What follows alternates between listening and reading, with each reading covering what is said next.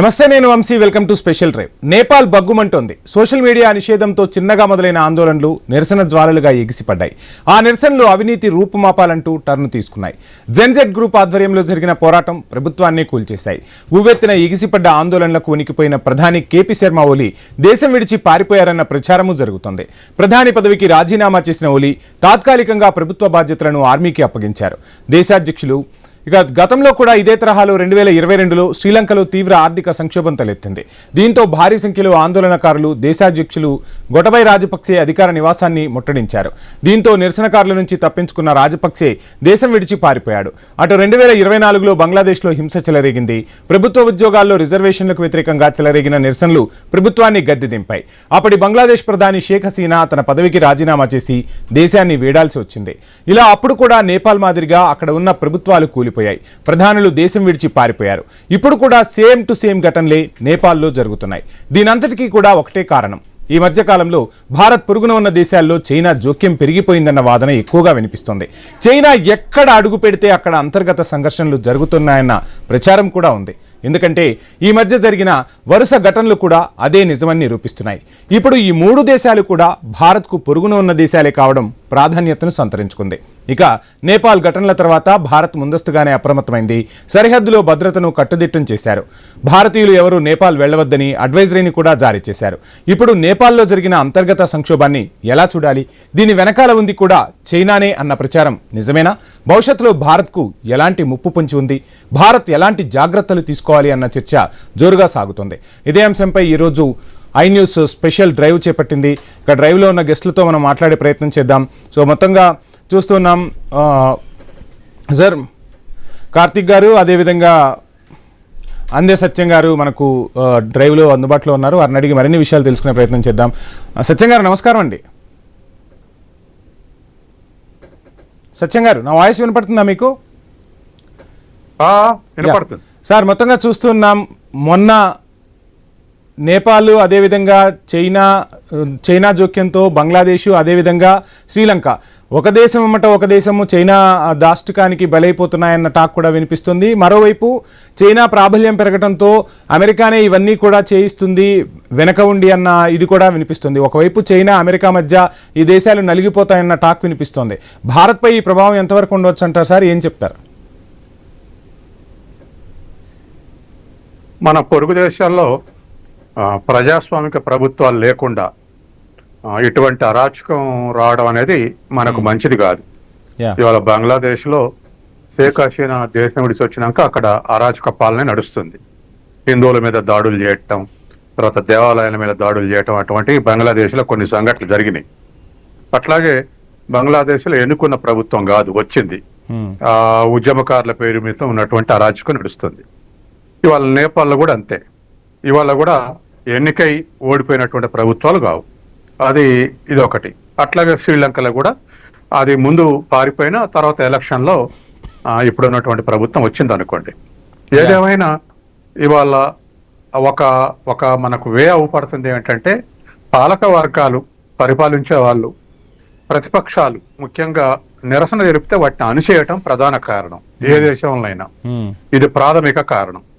బంగ్లాదేశ్లో మాకెవరికి హక్కులు లేకుండా నియంతగా పరిపాలిస్తుంది హసీనా అని చెప్పేసి హసీనాకు వ్యతిరేకంగా తిరుగుబాటు వచ్చింది. ముఖ్యంగా దానికి ప్రధాన కారణం అక్కడ రిజర్వేషన్స్ మూవ్మెంట్.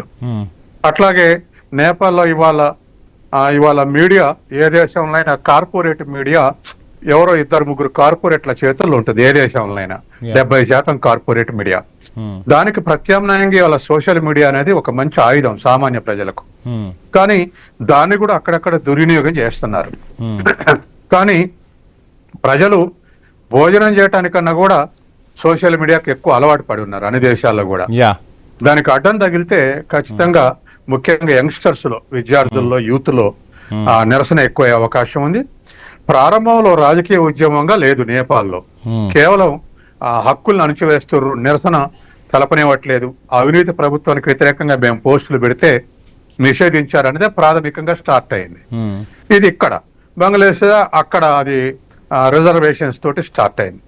అట్లాగే శ్రీలంకలో కూడా రాజపక్షే నియంతలాగా వ్యవహరించండు, ఎల్టీటీఏని అనిషేధించిన తర్వాత అని చెప్పేసి అక్కడ కూడా ఇదే అంటే ఈ మూడు దేశాల్లో కూడా అణచివేతకు తిరుగుబాటుగా ఈ జవాబులు వచ్చినాయి. ఇది ప్రాథమిక కారణం. ఇక రెండవది చైనా కారణం. అంటే వాస్తవానికి చైనా గ్రిప్పులు ఉంటే చైనా కాదు కారణం. చైనా గ్రిప్పులు ఉంటే చైనా అట్లే ఉండాలి దేశాలు అనుకుంటది. అమెరికా ప్రోత్సాహం ఉందనంటే అది కూడా ఆఖరి కారణమే, మనం ఆరోపించడానికి పనికి వచ్చేదే గాని వాస్తవానికి బంగ్లాదేశ్ లో నియంతృత్వం, తర్వాత రిజర్వేషన్స్, శ్రీలంకల నియంతృత్వం, తర్వాత అణచివేత, తర్వాత నేపాల్లో కొంత చైనా టచ్ ఉన్నప్పటికీ అన్ని కమ్యూనిస్ట్ పార్టీలే పరిపాలించేది. ఇప్పుడు పరిపాలించే ఓలీ కూడా కమ్యూనిస్ట్ పార్టీ. కాబట్టి కమ్యూనిస్ట్ పార్టీని వదిలేసి ఇంకో పార్టీ రావాలని ఏ చైనా కమ్యూనిస్ట్ పార్టీ అనుకోదు. అట్లాగే ఇవాళ అమెరికా నేపాల్లో వ్యతిరేక ఎగదొస్తుంది అనుకున్నా దానికి సరైన కారణాలు మనం ఊహించటమే తప్ప సరైన కారణాలు వెతకాల్సి ఉంది. అక్కడే ఒక సోషల్ యాక్టివిస్ట్ గురింగు, ఇంకో సోషల్ యాక్టివిస్ట్, ఇద్దరు యాక్టివిస్టులే దాన్ని అనుకుండి ప్రోత్సహించారని చెప్పేసి అది కూడా వాళ్ళు ఏదో ప్రధానమంత్రి ప్రెసిడెంట్ కావాలనకుండా అవినీతికి వ్యతిరేకంగా వాళ్ళు ప్రోత్సహించారు అనేటువంటి వార్తలు వస్తున్నాయి. కాబట్టి ఈ ఆస్పెక్ట్ లో మనం ఆలోచిస్తే రాంగ్ కన్క్లూజన్కు రాకుంటూ ఉంటాం. Right sir. కార్తిక్ గారు, చూస్తున్నాం మొత్తంగా నేపాల్లో ఉద్రిక్తతలు అయితే భారత్ సర్కార్ అప్రమత్తమైంది.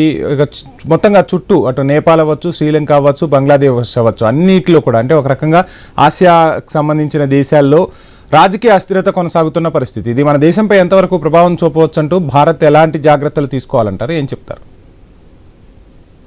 ముందుగా మీ ఇంట్రో నేను తీవ్రంగా ఖండిస్తున్నాను. మీ ఇంట్రో మొత్తం చైనా వ్యతిరేకతగా కనపడింది తప్ప వాస్తవికతగా లేదు. ఏదో చైనా కుట్ర చేస్తుంది అనుకోవటానికి ఇక్కడ ఆధారాలు లేవు. ఎందుకంటే ఇందాక అర్థసత్యంగా చెప్పినట్టు చైనాలో కమ్యూనిస్ట్ పార్టీ పరిపాలన నడుస్తుంది, నేపాల్లో కమ్యూనిస్ట్ పార్టీ పరిపాలన నడుస్తుంది. ఒక కమ్యూనిస్ట్ పార్టీ ఇంకో కమ్యూనిస్ట్ పార్టీని కొలాప్స్ చేసి ఇంకొక రాజకీయ పార్టీని అక్కడ ఎస్టాబ్లిష్ చేద్దాం అనుకోదు. ఇప్పుడు కార్తిక్ గారు, మన ఇంట్రో అంటే నార్మల్గా మనం డిస్కస్ చేసే అంశం ఏంటి అంటే చైనా ఎక్కడ కాలు పెడితే అక్కడ ఇటువంటి పరిస్థితులు జరిగాయి. రోడ్ అండ్ బెల్ట్ అని ఒక ప్రాజెక్ట్ తీసుకొని, కార్తిక్ గారు ప్లీజ్ ఒక్క నిమిషం. రోడ్ అండ్ బెల్ట్ అని ఒక ప్రాజెక్టును తీసుకొని అక్కడ ఎక్కువ పెట్టుబడులు పెడుతూ ఉంది. ఆ దేశాలపై ఆధిపత్యం చెలాయించే దిశగా చైనా అడుగులు వేస్తుందనేది చాలా మంది విశ్లేషకుల నుంచి కూడా వినిపిస్తున్న మాట. ఏమంటారు? ఎవరో వాళ్ళ నుంచి వినపడుతున్న అన్నయ్య ఏమంటారు కానీ నేను రీజన్ చెప్తున్నాను. ఇప్పుడు బంగ్లాదేశ్ లో ఇప్పుడు నేపాల్ తిరుగుబాటు మీకు అర్థం కావాలంటే బంగ్లాదేశ్ తిరుగుబాటు మీకు అర్థం కావాలి. బంగ్లాదేశ్ లో తిరుగుబాటు ప్రజల అసహనమే, దాంట్లో ఏమి భిన్నాభిప్రాయం లేదు. రిజర్వేషన్ సిస్టానికి వ్యతిరేకంగా, అక్కడ పేదరికానికి వ్యతిరేకంగా, నిరుద్యోగానికి వ్యతిరేకంగా, అక్కడ పాలకుల విధానాలకు వ్యతిరేకంగా, వాళ్ళ అణచివేతకు వ్యతిరేకంగా జరిగిన తిరుగుబాటే. కానీ దాంట్లో నుంచి ఆ తిరుగుబాటు వెనకాల ఎవరున్నారని అర్థమైపోయింది కదా. పాకిస్తాన్ పేరుకిత ఇస్లాం టెర్రరిస్టులు ఉన్నారు అనేటువంటి విషయం అర్థమైంది కదా. దాని వెనకాల పాకిస్తాన్ ఆర్మీ చీఫ్ ఉన్నాడన్న విషయం అర్థమైపోయింది కదా. మన ఇండియాకి పాకిస్తాన్ కి యుద్ధం వచ్చినప్పుడు బంగ్లాదేశ్ ఎవరి పక్షాన ఉంది? పాకిస్తాన్ పక్షాన ఉంది. నిజానికి బంగ్లాదేశ్ ని పాకిస్తాన్ నుంచి విముక్తి చేసింది మనం. ఆ రోజు మన ప్రధానిగా ఉన్నటువంటి ఇందిరాగాంధీ గారి జోక్యం వల్ల పాకిస్తాన్ ఉండలేకపోతున్న బంగ్లాదేశీయులని విముక్తి చేసి వాళ్ళకి సొంత దేశం ఇచ్చి వాళ్ళని సురక్షితంగా పెట్టాం. అలాంటి బంగ్లాదేశ్ ఇవాళ పాకిస్తాన్ చేతిలోకి వెళ్ళిపోయింది వెనకాల ఉన్నటువంటి అమెరికా అండదండల వల్ల. పాకిస్తాన్ ఆర్మీ చీఫ్, దాని వెనకాల ఉన్నటువంటి నాయకత్వం, ఇలా పాకిస్తానీ పేరుతో ఇస్లామిక్ టెర్రరిస్టులు బంగ్లాదేశ్ లో రాజ్యం వెళ్తున్నారు, హిందువుల మీద దాడి కూడా జరుగుతుంది. ఇది క్లియర్ కదా. బంగ్లాదేశ్ ప్రజలే తిరుగుబాటు చేశారు, దాంట్లో ఏం భిన్నాభిప్రాయం లేదు. కానీ ప్రజలు ప్రేరేపించింది ఎవరు? ప్రజల తిరుగుబాటుని తమ అవకాశంగా మలుచుకుంది ఎవరు? దాన్ని మనం అర్థం చేసుకోవాలి. సెకండ్ వన్ మనం ఇప్పుడు నేపాల్కి వచ్చేద్దాం. సెకండ్ వన్ నేపాల్కి వచ్చేస్తే నేపాల్ లో తిరుగుబాటు చేస్తుంది ప్రజలే. దాని వెనకాల ఖచ్చితంగా పాలకుల వైఫల్యాలు ఉన్నాయి. మన పాలకుల వైఫల్యాలు లేవు అన్నటువంటి అక్కడ పాలకుడిని సమర్థించే పని నేను చేయను. ఒక పాలకులే కాదు, అక్కడ ప్రతిపక్ష నాయకుల మీద కూడా దాడి జరుగుతున్నాయి. రాజకీయ నాయకులు ఎవరు కనబడితే వాళ్ళ మీద దాడి జరుగుతున్నాయి. అంటే పాలక ప్రతిపక్షాలు అక్కడ రాజకీయ వ్యవస్థే వద్దనుకునే స్థాయిలోకి వెళ్ళిపోయింది అక్కడ ఉద్యమం. అలా ప్రేరేపించింది ఎవరు? రాజకీయ వ్యవస్థ వద్దనుకుంటే వచ్చేది రాచరిక వ్యవస్థ. రాచరిక వ్యవస్థ వద్దనుకుని నేపాల్లో తిరుగుబాటు చేసి అక్కడ రాజకీయ వ్యవస్థను తెచ్చుకున్నారు. ఇవాళ మళ్ళీ రాజకీయ వ్యవస్థ పేరైందంటే రాచరిక వ్యవస్థ వైపు వెళ్ళిపోతున్నారు. ఈ రాచరిక వ్యవస్థ కావాలని కోరుకునేది ఎవరు? అక్కడ రాజకీయ వ్యవస్థ అమెరికన్ కంపెనీల మీద అనేక ఆంక్షలు పెట్టింది. అక్కడ అమెరికా కంపెనీలు చాలా ఆంక్షలు ఫేస్ చేస్తూ ఉన్నాయి. ఇలా సోషల్ మీడియా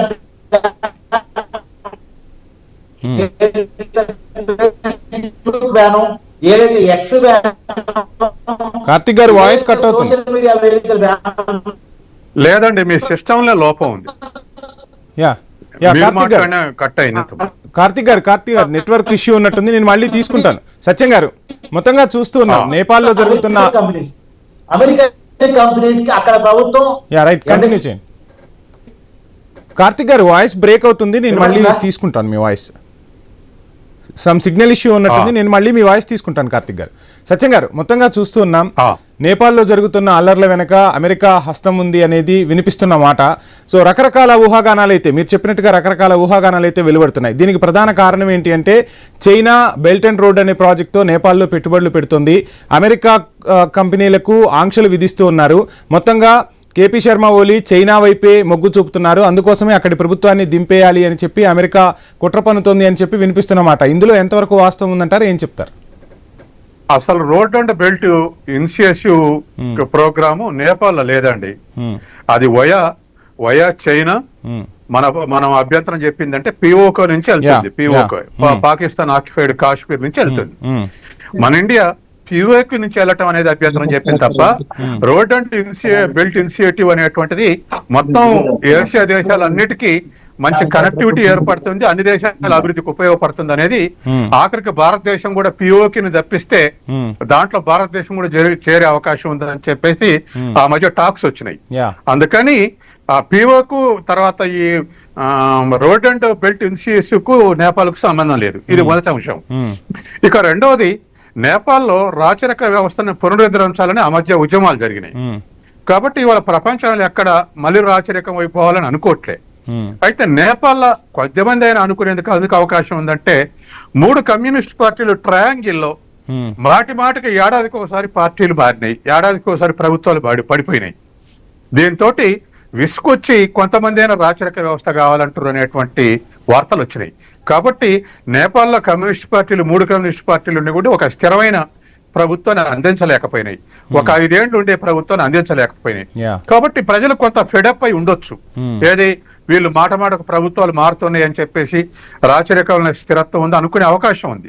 ఇటువంటి అవకాశాన్ని ఖచ్చితంగా అమెరికా క్యాచ్ చేసుకునేటువంటి అవకాశం ఉంది. ఎందుకంటే అమెరికాకు ప్రధాన మొదటి శత్రువు చైనా అయితే, రెండవ శత్రువు భారతదేశమే. ఎందుకంటే భారతదేశం ఇప్పుడు టారిఫ్లు కానీ ఈ విషయాల్లో ఎందుకు ఇంత పట్టుబడుతుందంటే, భారతదేశం ఇండిపెండెంట్ గా వ్యవహరిస్తుంది, పాకిస్తాన్ లాగా సరెండర్ అయి వ్యవహరించట్లేదు. కాబట్టి ఇట్లా ఇండిపెండెంట్ గా వ్యవహరించడం కూడా అమెరికాకి ఇష్టం లేదు. చైనా ఎట్లాగో రాజకీయ ఆర్థిక శత్రువు, కానీ భారతదేశం సరెండర్ అయ్యింది అనుకుంటే కావట్లేదు. కాబట్టి దీన్ని రెండవ శత్రువుగా పరిగణించి 2 దేశాల మధ్య ఉన్న దేశంలో చిచ్చు పెట్టాలనుకోవటం సహజమే దానికి. ఎందుకంటే ప్రపంచవ్యాప్తంగా దానికి దరిదాపు 400 మిలిటరీ స్థావరాలు ఉన్నాయి. ఏ దేశంలో అవకాశం ఉంటే ఆ దేశంలో జోక్యం చేసుకొని అస్థిరత పరిచేటువంటి అవకాశం ఉంది. కాబట్టి ఇవాళ ఉన్నటువంటి పరిస్థితుల్లో మనం కూడా మన దేశం పక్కన ఎవరైనా జోక్యం చేసుకోమంటే ఊరుకోం. గతంలో శ్రీలంకలో డిగో గార్షియా నుంచి అమెరికా సైన్యం జోక్యం చేసుకోబోతుందనే ఇన్ఫర్మేషన్ రాగానే మన భారతదేశం జోక్యం చేసుకుంది. అప్పుడు రాజీవ్ గాంధీ టైంలో IPKF, Indian piece keeping force అని. అది కేవలం మనం శ్రీలంకను ఆక్రమించడానికి చేసిన పని కాదు. అమెరికా జోక్యం లేకుండా మనమే ముందు జోక్యం చేసుకుందాం, ఇది మనకు 30 కిలోమీటర్ల దూరం ఉంది అని చెప్పేసి జోక్యం చేసుకుందాం. కాబట్టి సహజంగానే మన బోర్డర్లో ఉన్నటువంటి దేశాల్లో రాజకీయ అస్థిరత ఉంటే సహజంగానే మనకు ఇంకొంచెం అదనపు జాగ్రత్తగా ఉండాల్సి వస్తుంది. అందుకని 3 దేశాల్లో కూడా సుస్థిరతను కోరుకోవాలి. మళ్ళీ సంబంధాలు శ్రీలంక తోటి నెమ్మదిగా మాల్దీవ్స్ లో శ్రీలంకలో నార్మలైజ్ కావడానికి ప్రయత్నం అవుతున్నాయి. నేపాల్ మనకు వ్యతిరేకంగా ఏం లేదు, 2 దేశాలతో సంబంధాలు ఉన్నాయి. ఒక బంగ్లాదేశ్ మాత్రం మనం హసీనాకు మనం అవకాశం ఇస్తున్నందుకు కొంత బంగ్లాదేశ్ లో వ్యతిరేకత ఉంది. రైట్.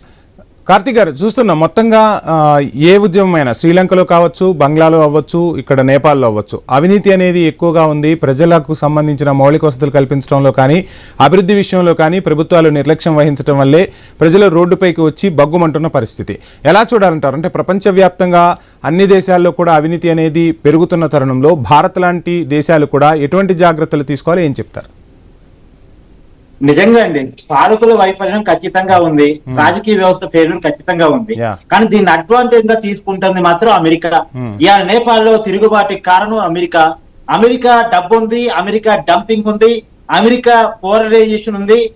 దాని ఫలితంగానే అక్కడ కమ్యూనిస్ట్ పార్టీ మీద, అక్కడ ప్రజాస్వామ్య వ్యవస్థ మీద అమెరికా చేస్తున్న దాడిగా నేను దాన్ని అభివర్ణిస్తున్నాను.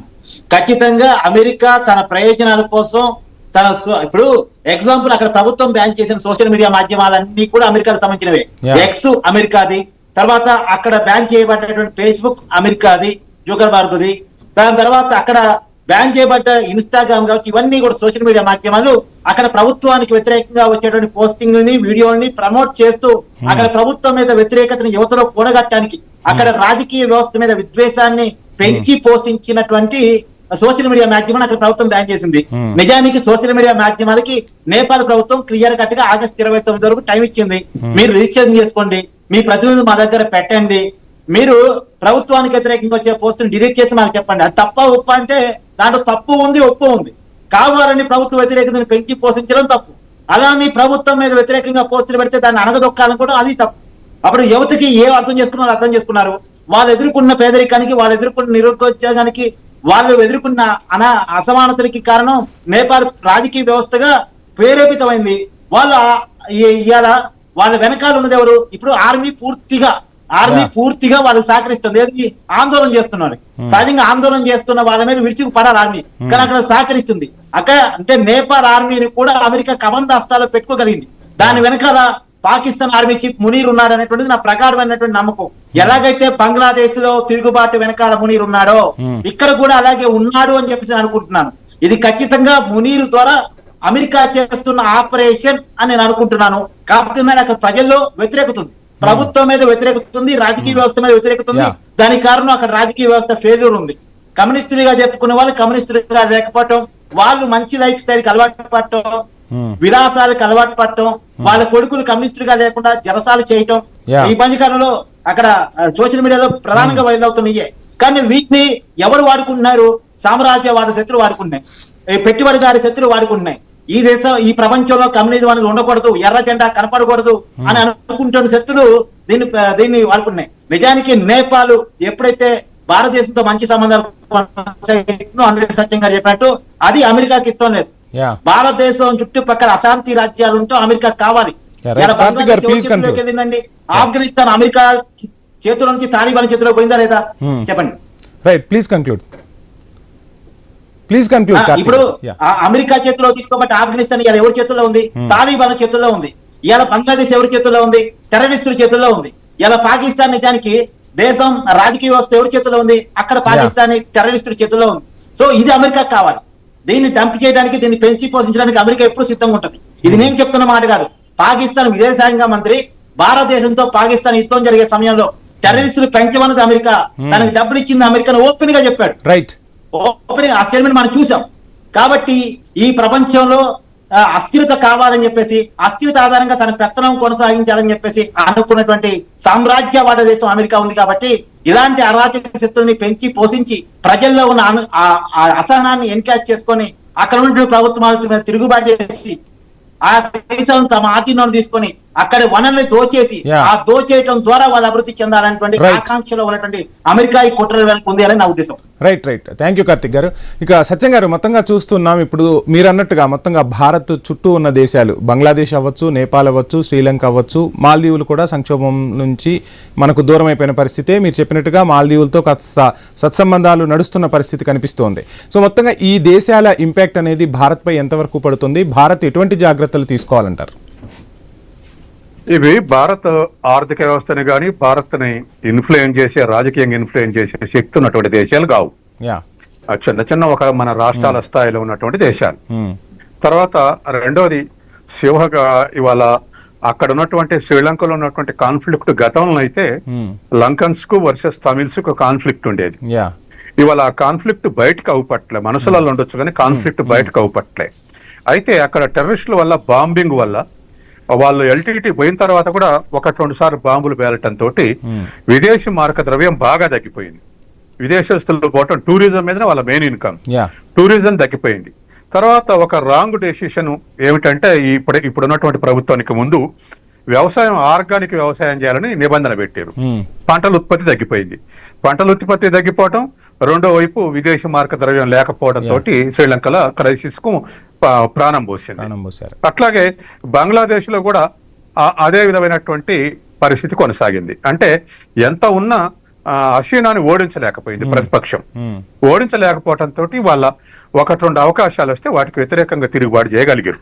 అంటే చివరికి ఫాదర్ ఆఫ్ నేషన్ అనుకుంటూ ముజీబుర్ రహమాన్ విగ్రహాన్ని మెడకు తాళేసి లాగిరంటే యూత్ ఏ వైపు ఆలోచిస్తుంది, యూత్ ని ఎటువైపు తిప్పగొట్టారు, ఎటువైపు రెచ్చగొట్టారు అనేది మనకు అర్థం అవుతుంది. అట్లాగే నేపాల్. కాబట్టి ఇవాళ ఉన్నటువంటి పరిస్థితుల్లో ఈ 3 దేశాలు కూడా మనల్ని ఇన్ఫ్లుయెన్స్ చేసే శక్తి లేదు, కానీ అమెరికా లాంటి దేశాలకు స్థావరాలుగా ఉపయోగపడకుండా మనం జాగ్రత్త వహించాలి.